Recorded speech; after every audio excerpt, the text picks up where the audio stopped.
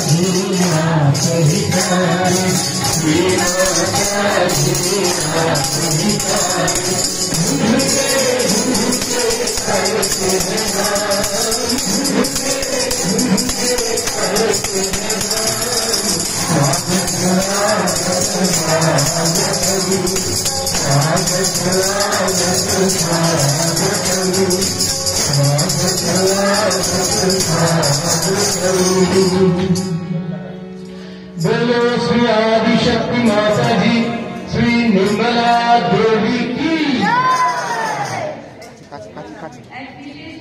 Sound बढ़ते आज ভারতবর্ষের সাধারণতন্ত্র দিবস উপলক্ষে পশ্চিমবঙ্গ তথা সারা ভারতবর্ষে এই দিনটি মহান সমারোহে যথাযথ মর্যাদায় পালিত হবে। তারই অংশ হিসাবে আরামবাগ নওপাড়া সমুদ্র কেন্দ্রের ব্যবস্থাপনায় এবং পার্শ্ববর্তী সমস্ত সমুদ্র কেন্দ্রের সক্রিয় অংশগ্রহণের মাধ্যমে আমরা এই দিনটি উদযাপন করব। আমাদের গুরুমাতা শ্রী মাতাজি নির্মলা দেবী, যিনি একেবারে তথা দেবী মাতা রূপে আমাদের অন্ধকার থেকে আলোর দিশা দেখিয়েছেন, অপরদিকে তিনি আমার দেশমাতৃকার শৃঙ্খলা ভোজনে নিজের ভবিষ্যৎ তথা কেরিয়ারের বাজি রেখে দেশবাসীর স্বাধীনতা অর্জনে ব্রতী হয়েছে। তাই অন্যান্য ভারতবাসীর থেকে এই দিনটির গুরুত্ব আমাদের সহযোগীদের কাছে একটু বেশি। আমরা ভারতবর্ষের মহারাষ্ট্রে আমাদের শ্রী গণেশের 8টি স্বয়ম্ভু আছে এবং আমি দেখেছি মহারাষ্ট্রের লোকেরা বেশ অবোধ। যাই হোক, এটা একটা প্রাচীন দেশ এবং এই এলাকায় বিশেষ করে শ্রী গণেশের পুজো করা হয়। লোকেরা খুব অবোধ হয়ে গিয়েছে। বছরের কোনো সময় শ্রী গণেশের প্রতিষ্ঠা করা হয়। এখন এই 10 দিন হচ্ছে সেই সময়।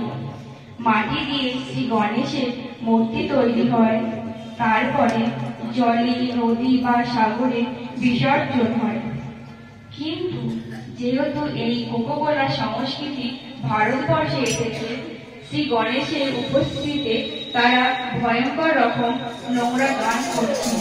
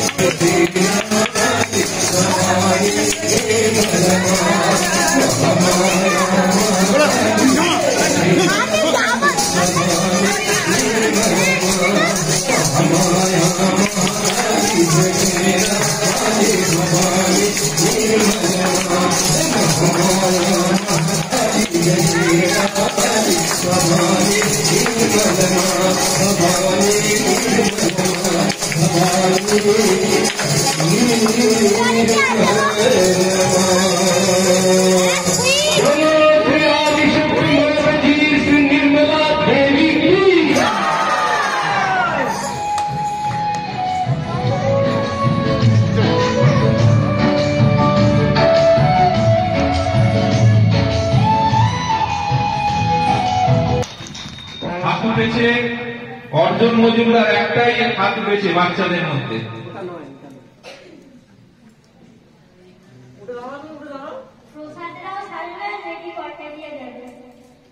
বাবার নাম হচ্ছে প্রসাদরাও সালভে এবং মায়ের নাম লেডি কর্নেলিয়া যাদব।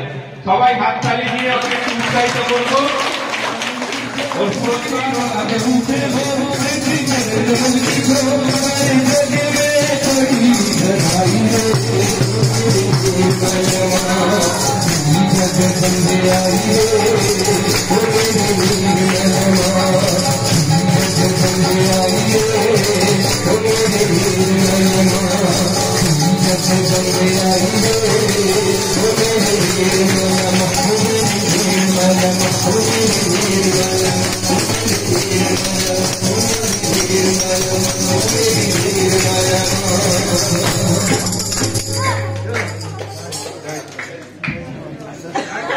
অসংখ্য ধন্যবাদ কৌশিকদাকে।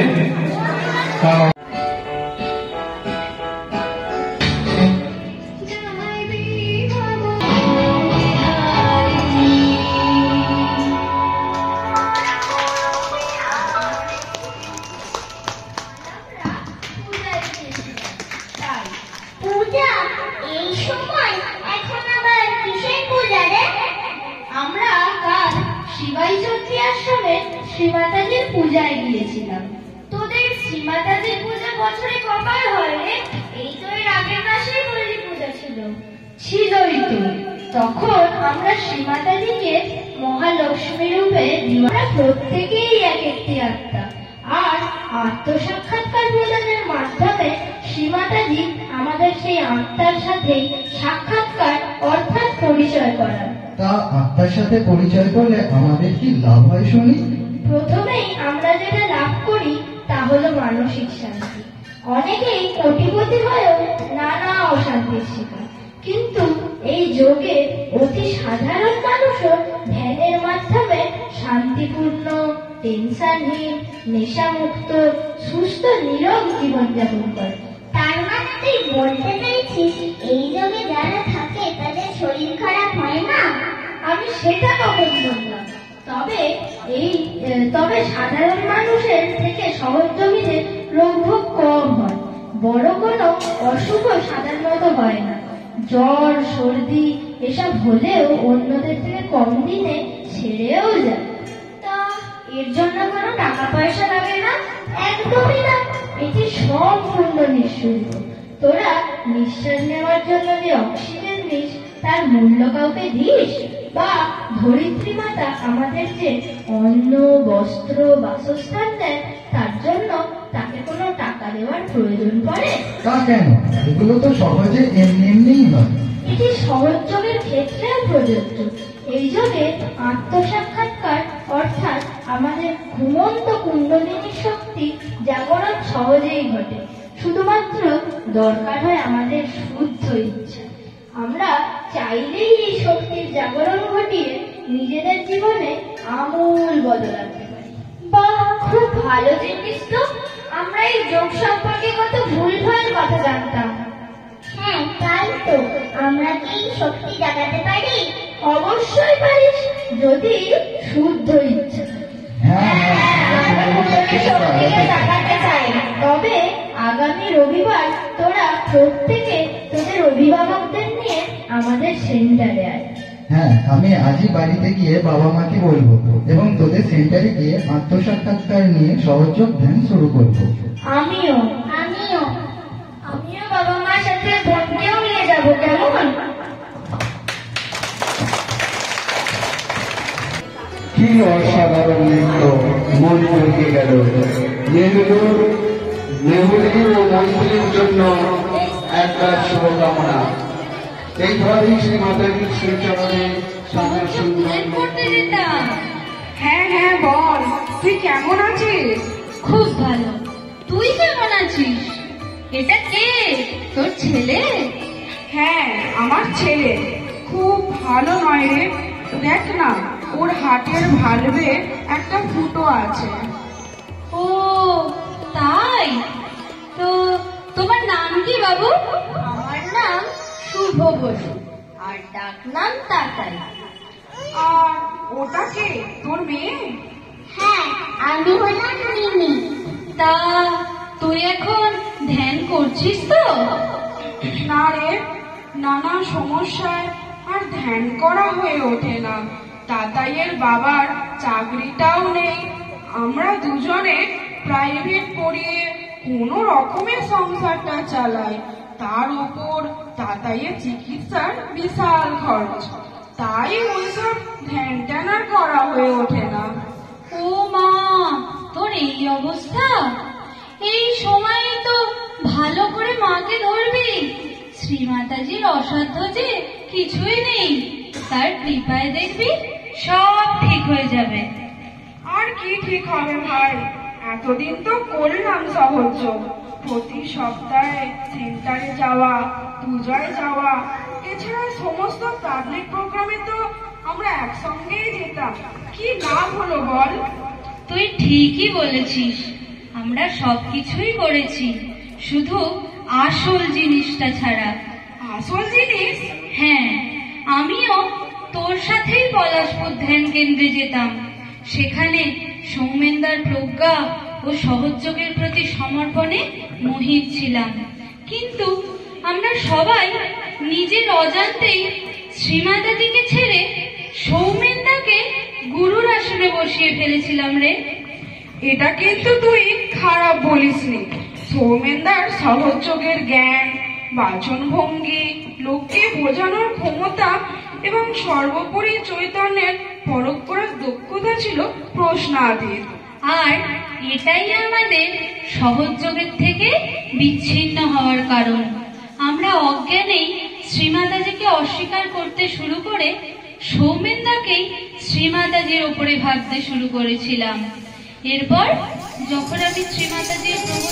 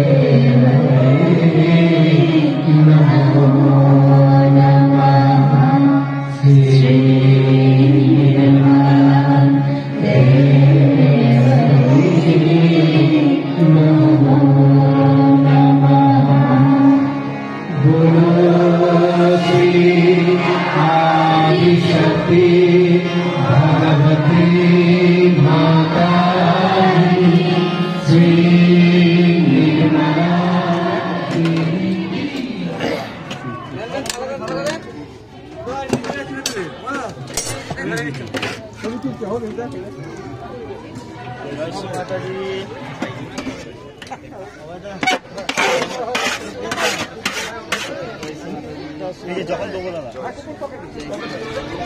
এই যে মাতাজি আসুন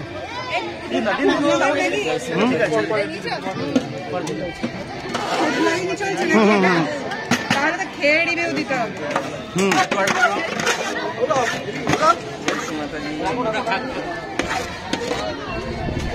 চলে যাবো ওই যাও